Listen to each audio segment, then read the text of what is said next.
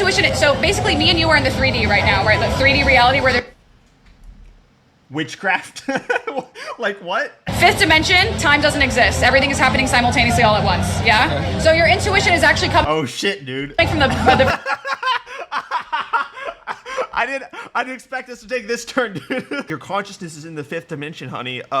We better sell the house. Okay, so we got a woman's coach coming up to debate Fresh and Fit. I think you know how this is gonna go, but let's just see if this woman is equally capable and competent compared to these men. Because hypothetically, the woman's coach is going to be telling women how to have better lives, or at least that's what she should be doing. And hopefully she's doing that through explaining what objective reality is. We know that is quite literally what Myron does, as he helps millions of men by doing exactly that. But I have a feeling that the way men and women communicate is going to be proven here to be quite different. Men communicate logically, coherently, care about reality, the competence hierarchies, the demonstrated competence and intrinsic truth of what they're learning. And women just want to know that what they're hearing sounds good and not really take responsibility for anything that they're doing wrong. You're a boss queen. You're denying reality? Well, as a female coach, I'm just going to tell you to double down and do that more, because if you're told not to, you're being held back, queen, and you can't be your full self. And if you're holding yourself back, even if that means rejecting delusion. I could be wrong, but that's where I think this is about to go. Let's find out. What's your name? Nadia, what's your name? She looks like a boss queen, that's for sure. If I had to guess, I would say 35, 36. Myron, nice to meet you, Nadia. Nice to meet you. Pleasure. There you go. Would you prefer that mic or this one? True gentleman asking her what she prefers. So far, her response is not very feminine. Yeah, that was Okay. All right, let's do it. Okay, cool. Where are you Let's from? do it. Let me debate you like a boss queen. I'm Lebanese. Okay. I guess I should acknowledge that any woman who's willing to debate a man on the street is probably not that feminine to begin with, but that's not necessarily true. It's just an on-average statement. Lebanese. You speak Arabic or no? I do, yeah. Kalam Arabi كويس? Oh, I come in Wayne. Sudan. Oh, nice. Okay, yeah. Cool. So we speak the same So do language. you agree with the sign? I have it on there. It says why women deserve less. It's a little hard without the context. That's actually why I sat here. I was so curious. So you want to as understand the context? Yeah. The context is I think men need to stop pedestalizing women that don't deserve it. You know, whether it's giving them attention on Instagram, Right, non-reciprocated value is a succinct way of putting it. dates, exquisite trips, whatever it may be. A lot of guys don't make. The way they do that is by understanding the objective world, and that's really where the meat and potatoes of this entire landscape of the red pill is. Whether that be female psychology, intersexual dynamics, hypergamy, the necessity to compete against other men in competence hierarchies for a place in the dominance hierarchy, etc. Women earn validation Bettering yourself, making money, the list goes on. anymore. They just get it for existing. Okay, so in your opinion, a woman has to earn a man's respect and validation. And resources and all the other benefits that come with being a guy. I think guys are too That was interesting. And validation. anymore. They just get it for existing. Okay, so in your opinion, a woman has to earn a man's respect and validation. Notice how she said respect and validation, because that's actually what women think men want from women. But that's not really what women want from men. What women want from men is time, energy, resources, and validation to a degree. But mostly time and resources and energy. And resources and all the other benefits that come with being a guy. I think guys are too quick to give away attention, resources, time, Interesting. all this stuff. Yeah. Okay, so in your perspective, what is the ideal way for that to transpire? Like for a man to know when a woman is worthy of that for him. She's got to add value back. How, in what way? There's a multitude of different ways, whether Okay. it's respecting his authority, not being a pain in the ass, making his life easier, being Okay. a utility versus It's a being... very coherent question. I gotta give her props. That was a coherent question. But we're going to find out if she can handle the answer. Can she tolerate the truth, or is it too triggering? a liability. Okay. All different ways, but I think we kind of live in this society now where guys are so quick to give away what they've worked hard to acquire for women that, quite frankly, don't deserve it or don't Okay. give them, don't reciprocate value. Makes sense. Keep in mind, she is talking to a multimillionaire. Yeah. Okay, understood. So my follow-up question to you is like, in what way can a woman show that she is like if a man and a woman start dating, what should she be doing to show that she is like worthy of He the? actually just sort of told it to you. Your question should be, how can a woman achieve what he already just listed? Femininity, not being a pain in the ass, submissiveness. Basically, if a woman just doesn't reject her innate femininity that's ingrained in her DNA, then she'll be fine. It's only when you incorporate that feminist doctrine which says you must resent the objective parameters for holding you accountable and judging you because no man can hold you back, and reality some sort of amalgamation of masculine standards. And so feminism is actually at war with reality as much as it is at war with masculinity. I've explained that in numerous videos. If you want to understand that in greater depth, I highly suggest you check out some of my previous videos. Everything you're talking about. Obviously, fierce loyalty, right? I think, you know, and from how she behaves to how she dresses to how she conducts herself. I might say something controversial here, but I don't think loyalty is that important. And let me explain why. Obviously, loyalty is important, but loyalty is a byproduct from the woman respecting you, admiring you, and loving you. That's the trifecta. They talk about that on Fresh and Fit all the time. Women are hypergamous, so when they look up to you, they respect you and they admire you. Loyalty is just the natural conclusion. It's the byproduct. It happens automatically. Why would she not want to be loyal to a guy who she looks up to? Women genetically and biologically want to find one man who they can look up to and then have their kids. Remember, this is the property of hypergamy. It's the reason women date up and across socioeconomic hierarchies. It's not natural for a woman to make an OnlyFans account. It's not natural for her to date multiple men at the same time. That all goes against her biology.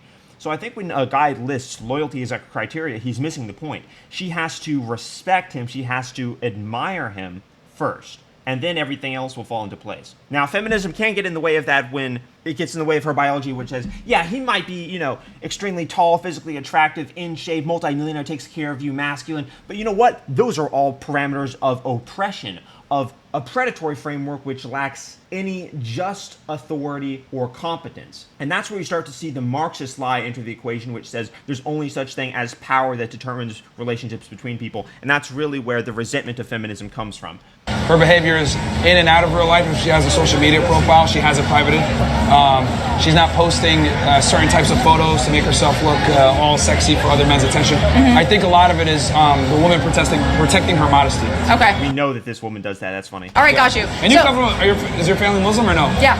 Okay, so you already know this. Yeah, I mean, yeah. That's the reason why they got to cover their hair, right? To protect modesty. Yes, yes. This is haram, by the way, what I see. Yes. Wait, what? What is haram? You're not covering your hair. This is haram. Okay. I'm just fucking with you. It's fine. I know that you like to be polarized. That's why I'm okay with it because I think it's funny too. But my next question to you is like so if you saw a girl that you were really interested in, yeah, like how, like would you ask her out? What would you be willing to do on the get-go to like get her attention? Well, I think obviously the man should initiate courtship and initiate the first date. He should pay for the first date, etc. But it's got to be a reason. Reciprocated with femininity and the lack of feminist resentment and honestly psychopathology. If I can detect psychopathology in a woman's mind, I know, okay, to deal with this female, I'm going to have to literally defrag her mind from the ideology which has told her any form of truth or coherence is oppression. That's a lot of effort. It's easier just to move on to a girl who's not been damaged and has, you know, a good father and was raised in a religious household. It's far easier. Him, right, and also not like be too extravagant where the girl doesn't feel start to feel entitled to it. Because if you go crazy to balls to the wall in the beginning, she's gonna feel as though she deserves that every single time. I think it should be a slow escalation. Okay. In what's the starting point? Privilege. It could be something as simple as a coffee date. Right? Okay. Maybe even a drink at the bar. Or I'm not a big fan of dinner dates. Maybe appetizers. Okay. Right? Because there's like a whole influx of women that like go on free dinner dates just to get free food. Okay. Being arousing and being attractive are two different things. There's guys out there that are attractive because they make money, but they're not arousing because they're fat or they're weird. Right. You know? Okay. So I think that's very important where men need to understand, you know, you can't just be attractive, you have to be arousing too. Okay. So then describe your ideal woman for me. I mean, when it comes to that, I'm more selective on behavior than looks. Okay. So she can't be a whore. Promiscuous past, any type of sex work automatically disqualifies her that she used to be involved in, whether it's former shit. Oh no, the objective standards is so oppressive. But let's be honest, no OnlyFans girl is going to be hiring this woman as a female coach because those girls think they already have it fully figured out. Reference that video I released 2 days ago of that boss queen saying that she deserves a man who makes $500K. Bro, that was an interesting video to say the least. Go check it out. Sugar baby all the way up to being like a dancer. You know what's interesting? As I asked you what you look for in a woman, and you told me what you don't look for in a woman. Yeah, because that weeds out most of the modern dating pool. That's how destroyed most women have become. If you just are not fucking up to these massive degrees, you're probably going to qualify because men aren't that picky. Well, that's the thing, because I'm more concerned with her, with getting rid of disqualifiers first. Does that make sense? Yeah. Because if you work on disqualifiers, then that vets out a bunch. Okay, so let's say that you come across the woman that, in your opinion, is like the perfect woman, like from what you see from her so far. Okay. Are you willing to show up a little bit more at the beginning, at the offset? Well, that's why you have a vetting period. I don't think a guy should commit to a girl until about at least a year in. Oh, interesting. So you think no commitment for at least a year? Yup, and on top of that, the girl's got to ask him out. Wait, ask him out? I don't think that's achievable for most men, I'm going to be honest. But the thing is earlier in this video, Myron said he does support men going up to women and approaching them. I think even a truly feminine woman would be expecting the guy to ask her out. But I do agree with not really committing to a girl for a year in terms of seriousness. But she has to be committed to you. That's a test of if she's going to accept your authority and leadership. I completely agree with that. All right, I would like to hear more on that. Why? Yeah. Well, But you're saying the girl should ask the guy out. yes. Okay, why? She should be the one to want to get the relationship. Initiate. I just Yeah. think culturally, even the highest quality feminine woman isn't going to do that. Personally, Well, you know what I mean? Like, even if Drake DMs you, in a female's mind, right? In a female's mind, if you get a DM from Drake, you're still not going to ask him out. You're expecting him to make the move. You see what I'm saying? not initiate the courtship, initiate a more serious relationship. And I know that sounds Okay, then we're in agreement. Okay, so Myron sort of misspoke there when he said ask her out. But in terms of initiating a serious relationship, I completely agree with what he's saying there. orthodox and stuff like that, but when I break it down, it'll make sense. So, he who asks has no leverage, correct?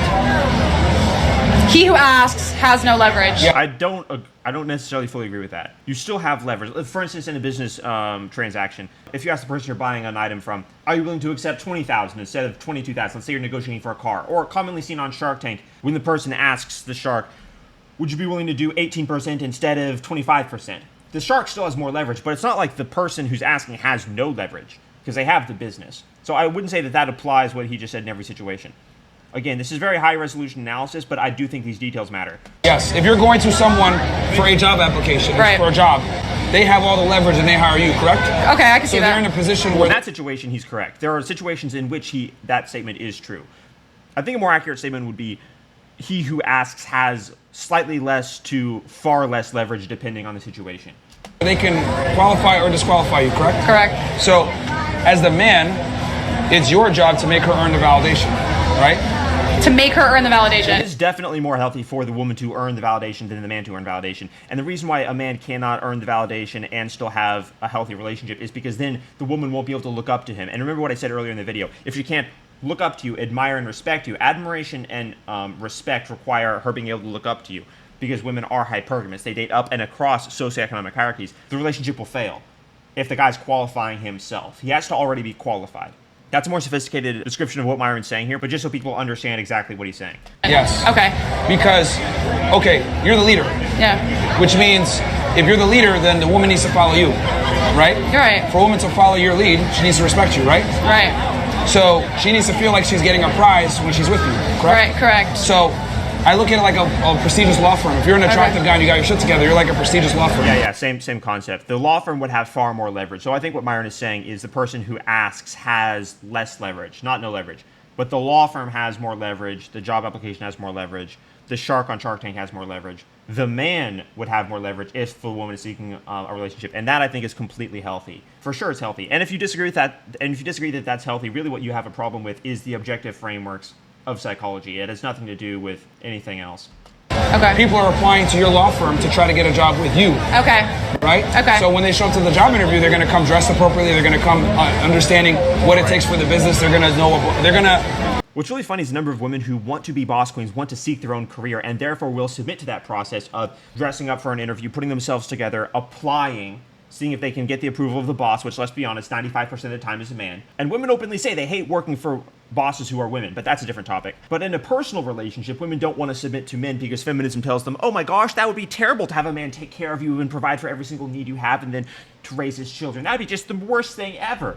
And then you wonder why are they trying to depopulate the earth? And it makes sense. This is how feminism and the left are linked, by the way. It's the resentment of Marxism. That's the common thread in the ideology, just in case you're wondering how I link those things. I just lost my train of thought too. What was I going to say? You were talking What she about brings to the table, what she entitlement. brings to entitlement. Women can't lead. Yeah. Yeah, so I think, but the same thing goes for women, where it's like when a woman knows what she brings to the Whenever you hear that line, it's something cringe is about to happen. Yeah, but the same thing goes for women. No, it doesn't. No matter what you're about to say, it's almost certainly not going to be the case because men and women don't play by the same rules. Let's hear if she makes sense or not. table in terms of nurturing, taking care of her man. Yeah. Being the, like, he has the house, but she makes it a home kind of a situation. But that's not equal, though. It's not equal. See, it's harder to earn the money to buy a house that costs $500,000 than it is to put curtains on the house. You see what I'm saying? It's not an equal exchange. Yeah. I think it goes both ways, where a woman also has to be able to protect that for the right man. So it's like if a man is talking to a girl that... No, it's far more common for there to be feminine women than there are to be high-value men. This is, again, the reason why we have a majority of straight women chasing 5%, 10%, even sometimes 20% of men. That's hypergamy in action, and that is just objective data. doesn't like have any of that and isn't interested in the give in a relationship, then obviously you're not going to give her. But that's like you're saying, it's your responsibility as the man to vet that. Important, for a year. That's why it's so important. Yeah. But I think we agree on a lot of the things. I know the way I phrase things might trigger people or cause some that's questions. why But yeah, that's why I think in today's day and age, it's imperative for the girl to be the one to want to get the. And I'm not saying she has to get down on a knee and propose to you. I'm saying she, what girls normally do. What are we? You know what I mean? When that type thing. Okay. And then at that point, that's when you can dictate your terms as a man. Because I genuinely believe as a man, you must have boundaries with women. You must. If you don't have boundaries with them, they won't respect you. It goes both ways. No, women do not have. No, incorrect. It doesn't. Women can't enforce boundaries on men. Interesting. Why not? They don't have the authority, and if they do succeed in getting the authority, then they lose respect. So women cannot enforce boundaries on men who they respect. Because men are the leaders. Like, for example, if you have a job, right? Do you go in there and tell your boss, these are my boundaries? No. Yeah. You work for the company, you're their employee, so you follow their rules and regulations and their code of conduct, not the other way around. Do you think women ever lead men in any way in a relationship? They always do. Women lead men? Lead? I thought you said lead. Lead. Oh, a lot of times they do, and those are terrible relationships. Why? Because they're simps and they don't respect the men. It's very simple. Well, I've always said if a woman leads a relationship, she's going to lead to the end of it. And that's because women are just not naturally in a position to lead men in a romantic relationship.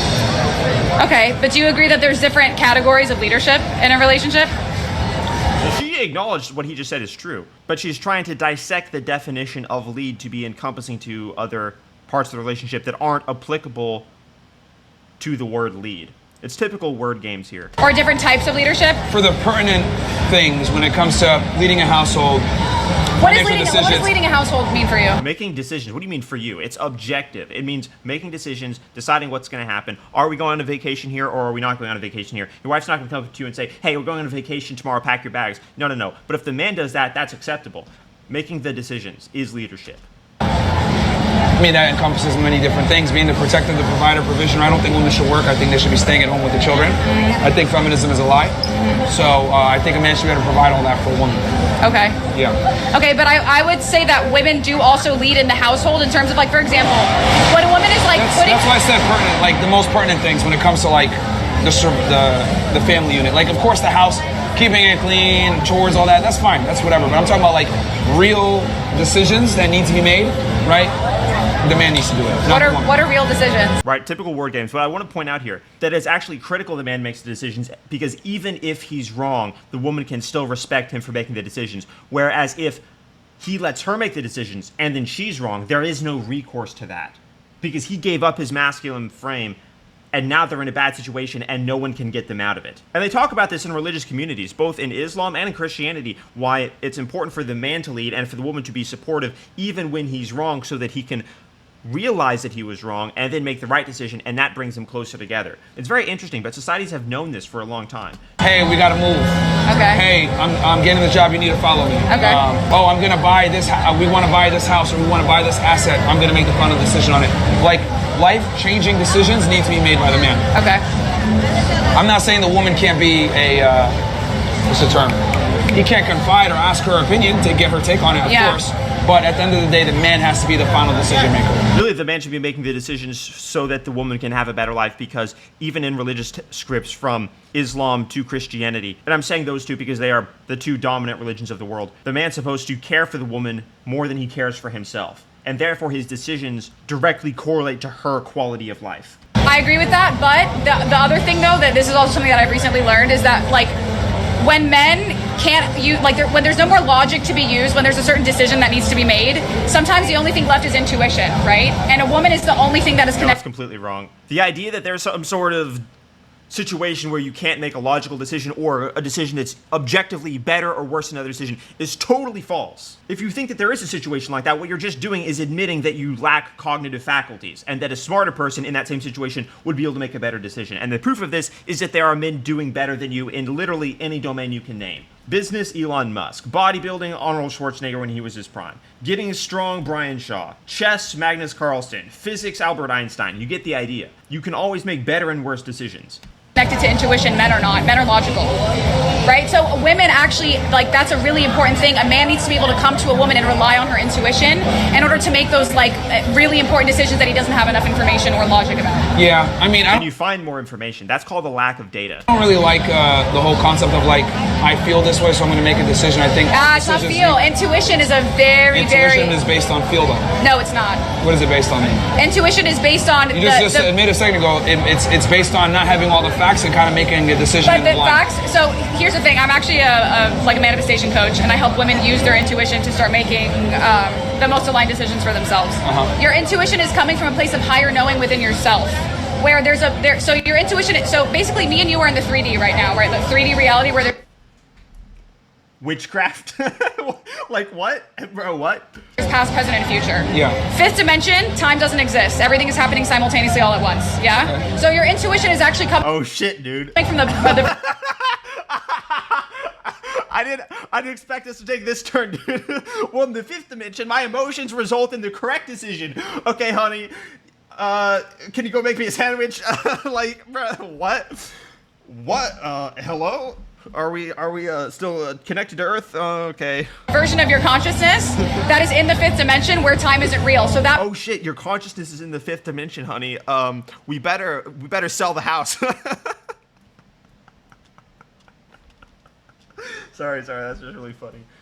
version of your consciousness knows past, present, and future what decision you need to make to get to the most aligned destination. Does that make sense? Interesting. It does.